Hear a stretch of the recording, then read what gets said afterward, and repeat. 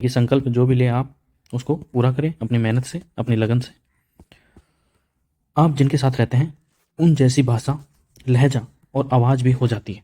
तो संगति बदली अपनी। तो संगति का, जैसे बड़े बूढ़े कहते हैं ना, संगति का असर आता है, तो वही कह रहे हैं ये। स्पीच कम्युनिकेशन में छपी है नई रिपोर्ट। वीडियो गेम्स के दौरान भाषा में बदलाव आता है। जैसे अमेरिका की एक यूनिवर्सिटी है जिसने कहा है कि संचार विज्ञानी नवीन विश्वनाथन कहते हैं, इस शोध में आवाज़ के स्तर पर आने वाले बदलावों पर ज़्यादा ध्यान दिया गया है, जबकि भाषा के स्तर पर होने वाले बदलाव भी एक साथ समझे जाने चाहिए। वे कहते हैं, आमने सामने के बजाय वीडियो गेम के दौरान की गई बातचीत का असर इंसान की आवाज़ और भाषा पर ज़्यादा पड़ता है।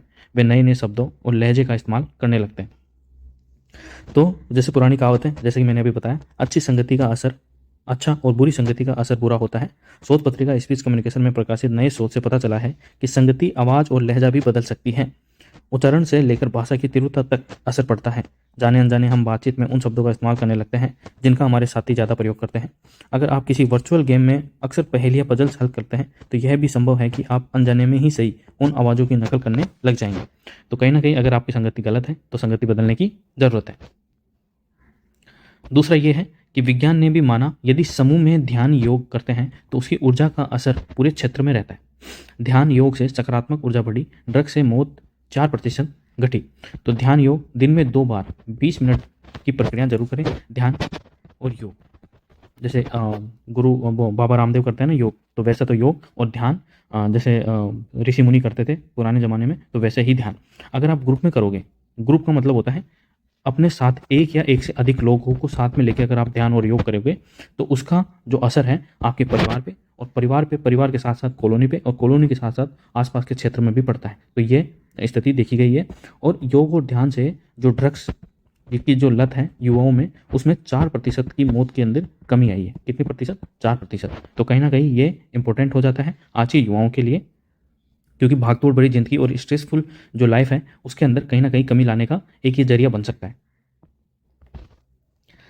अब जैसे कि नया साल आ चुका है 2023, आज 1 जनवरी है, ठीक है, 1 जनवरी है आज। तो भारत की बुलंदी का साल रहेगा ये वो 11 फैक्टर जो इस साल हमारी ज़िंदगी पर असर डालेंगे। कौन कौन से हैं वो 11 फैक्टर? सबसे पहले हैं, उससे पहले हम दुनिया में बदलाव को सबसे तेज़ी से अपना रहे हैं। जैसा कि आपको पता है 2027 तक हमारी जो औसत आयु है, ठीक है, क्योंकि 150 करोड़ 140 करोड़ हो चुके हैं हम इस समय, ठीक है। और 2011 की जनगणना के अनुसार 121.7 करोड़ की जनसंख्या है इंडिया की। कोरोना के कारण 2021 के अंदर जनगणना नहीं हो पाई है, तो अब आने वाले दिनों में ये जनगणना होएगी, ठीक है। तो जो सबसे पहला फैक्टर है वो क्या है? G20 पहली बार दुनिया के शीर्ष 20 देशों के राष्ट्र प्रमुख भारत में एक साथ। तो जैसा कि मैंने बताया आपको 2023 के अंदर G20 की अध्यक्षता कौन करेगा? वो करेगा इंडिया। तो ये भी एग्जाम के अंदर क्वेश्चन बन सकता है, तो ये इंपॉर्टेंट है।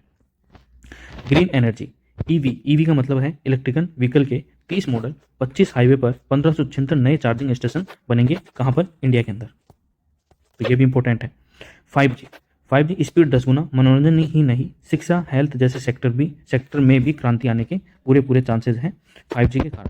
5G की स्पीड किससे? 4G से कितनी ज़्यादा होगी? 10 गुना ज़्यादा होगी। कितनी? 10 गुना ज़्यादा। इससे क्या होगा? आपका जो मनोरंजन है, एंटरटेनमेंट है, वो ही नहीं बल्कि एजुकेशन, हेल्थ, इन सेक्टर में भी क्रांति के असर होंगे। एजुकेशन मतलब अब गांव में बैठा दूर दराज का जो व्यक्ति है, स्टूडेंट है, विद्यार्थी है, वो भी पढ़ सकेगा, ठीक है, दुनिया के किसी भी टीचर से, ठीक है, देश के किसी भी टीचर से।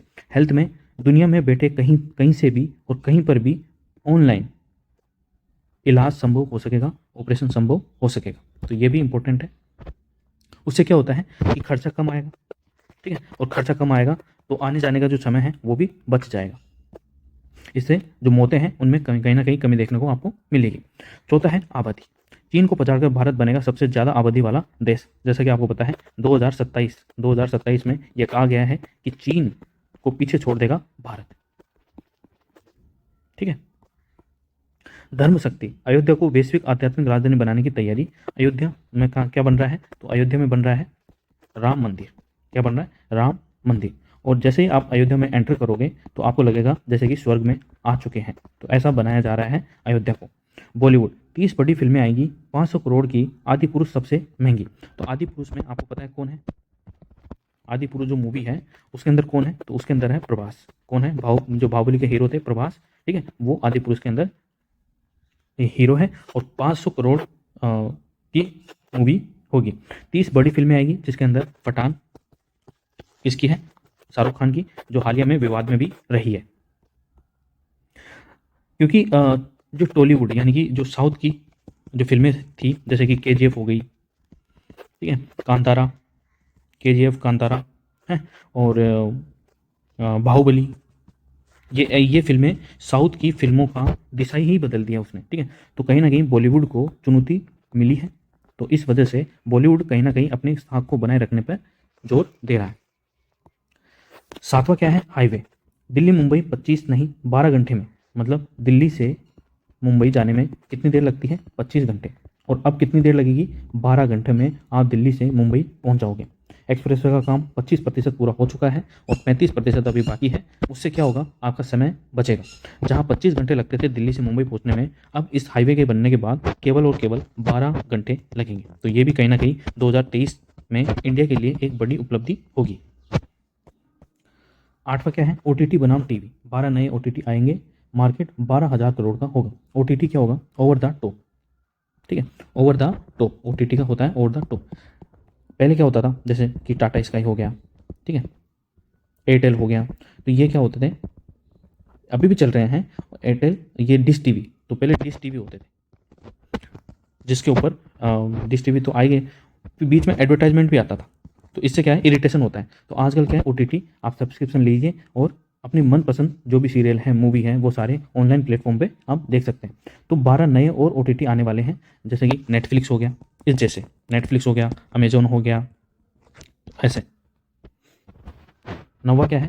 One day world cup. पहली बार भारत में सभी मैच व्यूवरशिप 100 करोड़ संभव। जो व्यूवरशिप है वो 100 करोड़ संभव हो सकती है। और पहली बार जो वनडे वर्ल्ड कप है, वनडे जो वर्ल्ड कप है, वो उसके सभी मैच कहाँ होंगे? इंडिया के अंदर। तो ये भी 2023 में इंडिया के लिए एक बड़ी उपलब्धि होगी। चुनाव, 9 राज्यों के चुनाव, मोदी मैजिक, आपके बीच कांग्रेस की परीक्षा। अब जहाँ पर आप जो सरकार है कहाँ पर है? दिल्ली के अंदर। किसकी है? केजरीवाल की। और भाजपा किसकी? मोदी, नरेंद्र मोदी पीएम है, और अमित शाह, ठीक है। इन दोनों के बीच में जो कांग्रेस है उसकी एक परीक्षा होगी। क्योंकि अभी हाल ही के अंदर जो गुजरात में चुनाव हुए हैं उसके अंदर क्या हुआ है, भाजपा वापस से सत्ता में आ चुकी है। तो कहीं ना कहीं उसने जो, और आपने भी कुछ सीटें प्राप्त की। तो आपने भाजपा की जो सीटें हैं वो तो नहीं तोड़ पाई, लेकिन कांग्रेस की सीटें उसने तोड़ दी। तो इस वजह से कांग्रेस का अब अग्नि परीक्षा चल रही है। और कहीं ना कहीं ये जो भारत जोड़ो यात्रा है, ये भी आने वाले चुनावों के अंदर एक सकारात्मक भूमिका निभाएगी कांग्रेस के लिए। देखते हैं क्या होता है। नेक्स्ट है बजट। तो नए अवसर पैदा करने की चुनौती, डिमांड बढ़ाने से इकोनॉमी बढ़ेगी। अब जैसे कोरोना के बाद डिमांड में कमी आई है, लोगों की लाइफ स्टाइल में कमी आई है, इससे डिमांड क्या कम हुई है, और कम होने के कारण जो इकोनॉमी है उसमें कहीं ना कहीं कमी देखने को मिली है। तो इसको बढ़ाने के लिए आपको बाजार के अंदर डिमांड है उसको इंक्रीज करना पड़ेगा। तो खर्चा होगा, और खर्चा होगा तो इकोनॉमी में वृद्धि देखने को मिलेगी। क्योंकि जो मार्केट होता है वो डिमांड और सप्लाई पर आधारित होता है। आई होप आपको ये 11 पॉइंट आपको समझ में आए होंगे। नेक्स्ट है ये राजस्थान से संबंधित न्यूज है। तो इसके अंदर क्या है, जो आरपीएससी है यानी कि राजस्थान पब्लिक सर्विस कमीशन, नए साल से हर माह परीक्षा। तो नए साल में 12 महीने होते हैं और हर महीने ये एग्जाम आरपीएससी एग्जाम कराएगी। वो बात अलग है कि पेपर आउट हो जाएंगे, पेपर रद्द हो जाएंगे, भर्ती अटका देंगे, सालों साल लग जाएंगे, वो बात अलग है। तो वैसे तो आरपीएससी कह रहा है कि राजस्थान पब्लिक सर्विस कमीशन जो है वो कह रहा है कि नए साल में हर माह परीक्षा होगी। बोर्ड सहित अन्य परीक्षाओं में 50 लाख से अधिक अभ्यर्थी बैठेंगे। अब जैसे शुरुआत तो सीईटी ग्रेजुएशन लेवल से ही हो रही है, जिसका एग्जाम 7 और 8 जनवरी को होने वाला है, ठीक है। आरपीएससी बोर्ड और सीबीएसई ने परीक्षा के लिए आवेदन भरवाए हैं। अब जनवरी से जून तक ये परीक्षाएं होने वाली है। ये सीबीएसई की 10वीं 12वीं की हो गई, फरवरी में आरबीएसई की परीक्षा होगी, ठीक है। मार्च के अंदर सीईटी 12वीं स्तर की जो एग्जाम होगा वो होने वाला है मार्च के अंदर। 12वीं स्तर 18-19 से 25 और 26 मार्च 3 लाख से अधिक परीक्षार्थी बैठेंगे सीईटी 12वीं स्तर का, ठीक है। और सीईटी जनवरी के अंदर, जैसे सीईटी स्नातक यानी कि ग्रेजुएशन का 6 से 9 जनवरी तक ये एग्ज़ाम होगा। जून के अंदर असिस्टेंट टाउन प्लानर 16 जून को होगा, ठीक है। और फूड सेफ्टी ऑफिसर जून के अंतिम सप्ताह में होगा। RS प्री 2022 अभी तय नहीं है, ठीक है, अभी तय नहीं है RS प्री 2022, तो ये भी आपको ध्यान रखना है। अब जैसे एग्जाम में क्या होता है, आजकल ट्रेंड बदल चुका है क्वेश्चन पूछने का। तो क्वेश्चन कैसे पूछा जाता है कि न्यूज़ के अंदर कोई वर्ड होता है, जैसे कि मोबी लैब आ गया, क्या आ गया, मोबी लैब। तो आपसे पूछा जाएगा कि हाल ही में जो शब्द रहा मोबी लैब, ये इससे क्या तात्पर्य है या इससे क्या समझते हैं। तो यह एक 5 मिनट में खून जांच करके फ़ोन पर रिपोर्ट देने का एक यंत्र है, एक उपकरण है। तो आपसे पूछा जाएगा कि मोबाइल ऐप क्या है, तो 5 मिनट में खून जांच करके फ़ोन पर रिपोर्ट देगी यह उपकरण, डिवाइस, ठीक है। IIT कानपुर के विशेषज्ञों ने तैयार की है खून की जांच करने वाली छोटी डिवाइस। 5 माह में हो जाएगी लॉन्च। पैथोलॉजी के मुकाबले बेहद कम कीमत पर यह उपलब्ध होगी। फ़ोन की बैटरी और पावर बैंक से भी इसे संचालित किया जा सकता है। मशीन का भी ट्रायल चल रहा है। तो कहाँ, IIT कानपुर, और कानपुर कहाँ है, उत्तर प्रदेश के अंदर, ठीक है। और घर पर भी इसको रखने के लिए आप रख सकते हैं, जैसे घर पर डायबिटीज़ के लिए जो उपकरण रखा जाता है वो भी रखा जाता है, BP नापने के लिए भी रखा जाता है। तो वैसे ही इसको भी आप घर पे रख सकते हैं, ताकि आप खून की जांच करके रिपोर्ट फ़ोन पे देख सकें। तो ये क्या नाम है इसका, मोबी लैब। नेक्स्ट है, अब ये इंपॉर्टेंट क्यों है अपने लिए, क्योंकि संयुक्त राष्ट्र के सतत विकास लक्ष्यों पर आधारित शोध भारत विश्व में तीसरे नंबर पर इन लक्ष्यों को प्राप्त करने के लिए अपने प्रयास कर रहा है। इसलिए पूरे विश्व के अंदर जो इंडिया है उसकी रैंकिंग तीसरे नंबर पर रही है।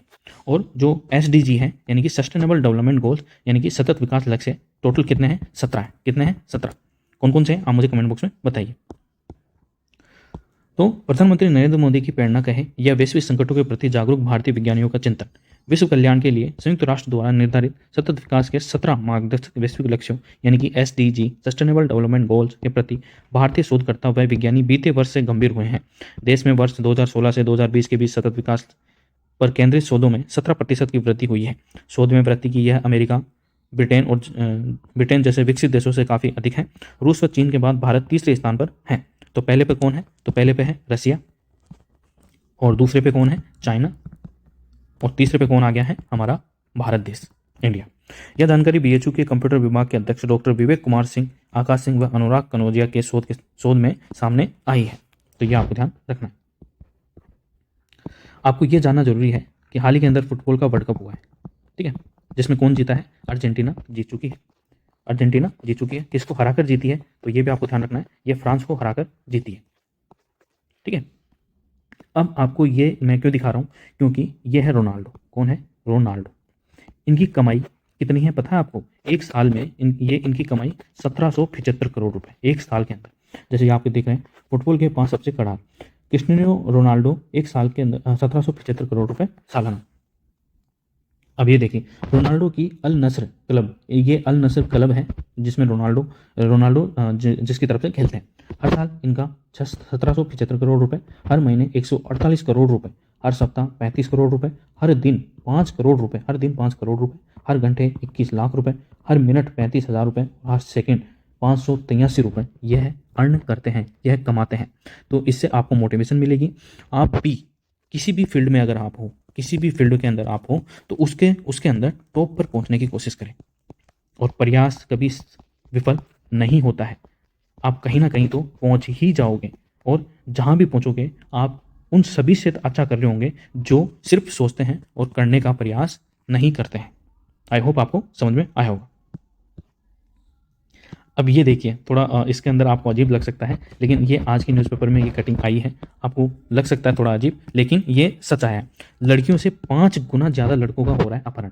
तो संभल जाइए, क्योंकि अब आप भी सुरक्षित नहीं हैं, ठीक है। तस्करों से छुड़ाए गए नाबालिग बच्चे, लड़के 418, जबकि लड़कियां सिर्फ और सिर्फ 80। वयस्क लड़के 18, ठीक है, और लड़कियां 25, कुल 541। आंकड़े इस वर्ष नवंबर तक के हैं रेलवे मंत्रालय के। रेलवे मंत्रालय में कौन छुड़ाता है, तो RPF। कौन, RPF, रेलवे प्रोटेक्शन फोर्स के द्वारा ये छुड़ाए गए हैं। कारण क्या है, तो वयस्कों में लड़कियां सबसे ज़्यादा है, जबकि नाबालिगों में लड़के सबसे ज़्यादा हैं। हालांकि वयस्क बच्चों 18 से 22 वर्ष के मामले में आंकड़े उल्टे दिखते हैं। इसमें लड़कों की तुलना में अपहरण लड़कियों की संख्या ज़्यादा है। रिपोर्ट के मुताबिक 541 अपहरण बच्चों में से 43 ऐसे हैं जिनकी उम्र 18 से ऊपर है। इनमें मात्र 18 लड़के हैं जबकि लड़कियां 25 हैं। सामान्य धारणा है कि लड़कियों को अगवा किया जाता है, लेकिन रेल मंत्रालय की रिपोर्ट बताती है कि लड़कियों की तुलना में लड़के ज़्यादा अगवा हो रहे हैं। कारण कई हो सकते हैं, जैसे कि देह व्यापार, अंग प्रत्यारोपण, मादक पदार्थों की तस्करी, जबरन मजदूरी एवं घरेलू काम कराने के लिए प्रत्येक वर्ष बड़ी संख्या में बच्चों को उठाया जाता है। लड़कियों की तुलना में लड़कों को अगवा किए जाने का आंकड़ा 5 गुना है। अब तो लड़के भी सुरक्षित नहीं हैं, ये रेलवे की रिपोर्ट है, ऑफिशियल। बिहार में पकड़वा विवाह, जबरन शादी के उद्देश्य से भी बच्चों के अपहरण की बातें आती रहती हैं, लेकिन वो मामला अलग है। हालांकि बिहार के अंदर ऐसा होता है, अभी भी होता है, 21वीं सदी के अंदर भी।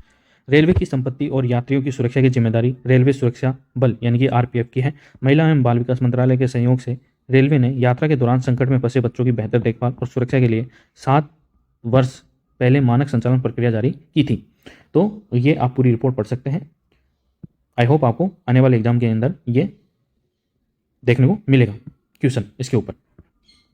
तो एक बार फिर से हैप्पी न्यू ईयर, और 2023 में आप जो भी बनना चाहें, जो भी प्राप्त करना चाहें, वो आपको मिल जाए, लेकिन शर्त यह है कि आपको उसके लिए मेहनत करनी पड़ेगी। फिर चाहे वो चाय की दुकान क्यों ना हो, या फिर आईएएस आईपीएस का एग्ज़ाम ही क्यों ना हो, तो सभी तरह का जो भी अपनी मेहनत और जो भी अपने आप कुछ फ्यूचर में देखना चाहता है, बनाना चाहता है, तो वो सभी आपको 2023 के अंदर मिले। थैंक यू सो मच, और एक बार फिर से हैप्पी न्यू ईयर। अगर आपको ये वीडियो पसंद आया तो प्लीज़ वीडियो को लाइक करें, शेयर करें और चैनल को सब्सक्राइब जरूर करें।